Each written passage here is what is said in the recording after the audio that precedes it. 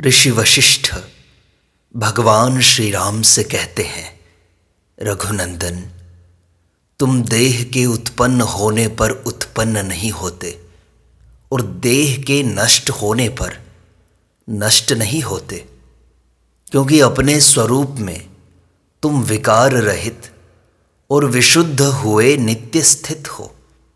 इस विनाशशील देह के नष्ट हो जाने पर शुद्ध आत्मा का नाश नहीं होता। इसलिए जो देह का विनाश हो जाने पर मैं नष्ट हो जाता हूँ, इस प्रकार की भावना से दुखी हो जाता है, उस अंध बुद्धि को धिक्कार है। जैसे घोड़े की लगाम और रथ का संबंध राग द्वेष से रहित है, उसी प्रकार चेतन आत्मा का भी देह, चित्त, इंद्रिय आदि के साथ संबंध राग द्वेष से रहित है। जैसे मार्ग बटोहियों के संयोग और वियोग से हर्ष शोक का अनुभव नहीं करता, वैसे ही विशुद्ध आत्मा शरीर के संयोग वियोग में हर्ष शोक से रहित है। जिस प्रकार कल्पित प्रेत के विकराल रूप से भयभीत बालक को होने वाला भय मिथ्या ही है, वैसे ही ये कल्पित स्नेह सुख आदि मिथ्या ही है। जैसे लकड़ियों के बोझे में लकड़ियों के सिवा और कुछ भी नहीं दिखलाई पड़ता, वैसे ही आकाश, वायु, तेज, जल, पृथ्वी, इन पांचों भूतों के शरीर में पांचों भूतों के संघात के सिवा और कुछ भी दिखलाई नहीं पड़ता। अतः श्रोतागण, आप लोग इन पांचों भूतों की उत्पत्ति, विनाश और विकार होने पर हर्ष, अमर्ष और विषाद के वश में क्यों हो जाते हैं?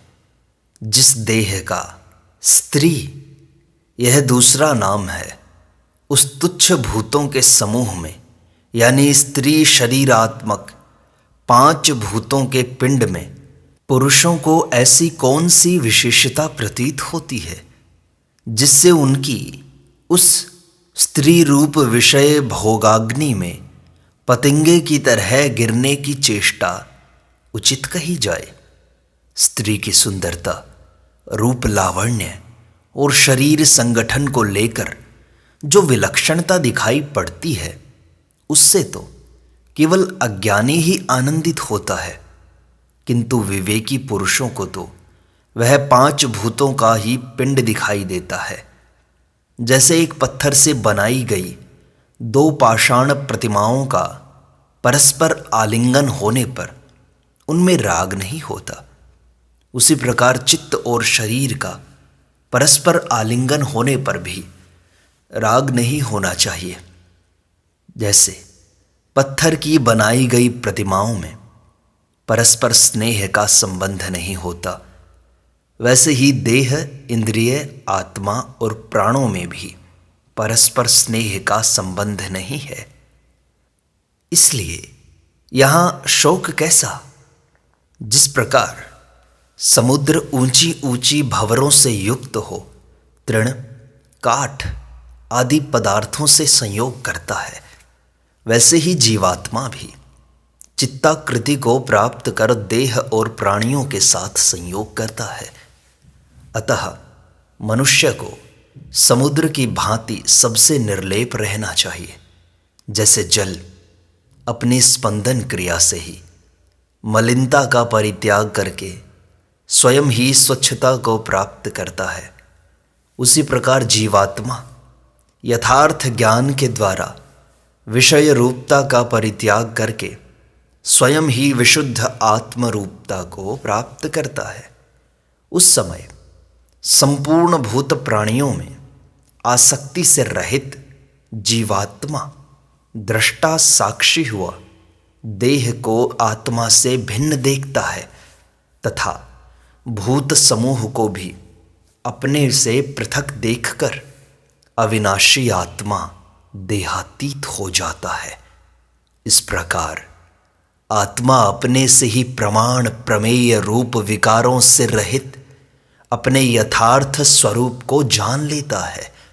श्री राम, जिनका संपूर्ण राग विनष्ट हो गया है, जिनके पाप दूर हो गए हैं तथा जो परब्रह्म पद को प्राप्त हो चुके हैं, वे जीवन मुक्त महात्मा पुरुष उसी प्रकार के विशिष्ट विज्ञान से युक्त हो इस संसार में विचरण करते हैं।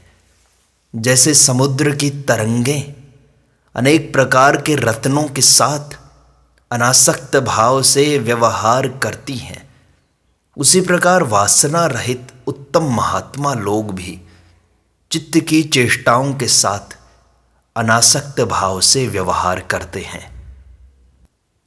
जैसे समुद्र अपने तट पर पड़े हुए काष्ठ समूहों से मलिन नहीं होता, वैसे ही आत्मा के यथार्थ स्वरूप को जानने वाला वह मनुष्य इस संसार में अपने सांसारिक व्यवहारों से मलिन नहीं होता।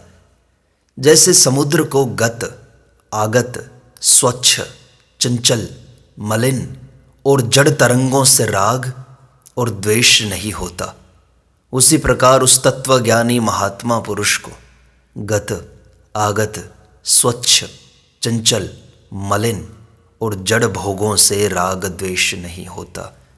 क्योंकि जो अहम, भूत आदि तथा तीनों कालों में उत्पन्न होने वाली वस्तुएं दृश्य और दर्शन के संबंधों से दिखाई पड़ती हैं, वह सब केवल मन की कल्पना ही है। इसलिए आत्म साक्षात्कार रूप दृश्य दर्शन से रहित सुखानुभूति का अवलंबन करने से संसार का अभाव हो जाता है। आत्मस्वरूप को आवृत्त करने वाली दृष्टि का विच्छेद हो जाता है और यथार्थ आत्मानुभव प्रकाशित हो जाता है। उसी का अवलंबन करने पर तुर्यावस्था प्राप्त हो जाती है और उसी के अवलंबन से मुक्ति हो जाती है। रघुनंदन, जब दृश्य और दर्शन के संबंध से मुक्त और परम विशुद्ध बुद्धि से युक्त यह स्वरूप दृष्टि होती है, तब दृश्य और दर्शन के संबंध के असली तत्व को जानकर पुरुष मुक्ति को प्राप्त होता है। मुक्त होने के अनंतर वहाँ आत्मा का स्वरूप न स्थूल है, न अणु है, न प्रत्यक्ष है, न अप्रत्यक्ष, न चेतन है, न जड़, न असत है, न सत, न अहंकार रूप है, न ही अन्य स्वरूप, न एक है, न अनेक, न समीप है, न दूर, न सत्ता युक्त है, न असत्ता युक्त, न प्राप्य है, न ही अप्राप्य, न सर्वात्मक है, न सर्वव्यापक, न पदार्थ है, न अपदार्थ, न पांचों भूतों का आत्मा है और न पांचों भूत ही। तात्पर्य यह है कि समस्त विशेषणों और लक्षणों से रहित विशुद्ध आत्मा मन, वाणी और बुद्धि का विषय नहीं है। इसलिए उसे इदमता के द्वारा न कहा जा सकता है, न समझाया जा सकता है। अतएव उसका यहाँ निषेध मुख से वर्णन किया गया है। श्रुति में भी उसका निषेध मुख से वर्णन किया गया है, किंतु मन के साथ चक्षु आदि 6 इंद्रियों का विषय जो यह दृश्यत्व को प्राप्त जगत है, वह कुछ भी नहीं है। उससे अतीत जो पद है वही यथार्थ वस्तु है। जिस प्रकार का यह जगत है, उस प्रकार के इस जगत को भली भांति जानने वाले पुरुष के लिए यह समस्त विश्व आत्मस्वरूप ही है। कहीं भी आत्मस्वरूप से अतिरिक्त कोई वस्तु नहीं है। यह आत्मा ही कठोरता, द्रवता, प्रकाश, स्पंदन और अवकाश क्रम से पृथ्वी, जल, तेज, वायु और आकाश रूप संपूर्ण जगत भावों में विद्यमान है। श्री राम, पदार्थों की जो जो सत्ता है वह चेतन आत्मा के सिवा दूसरी वस्तु नहीं है। इसलिए जो यह कहता है कि मैं आत्मा से अतिरिक्त हूं, उसके इस कथन को उन्मत्त के प्रलाप के समान समझो।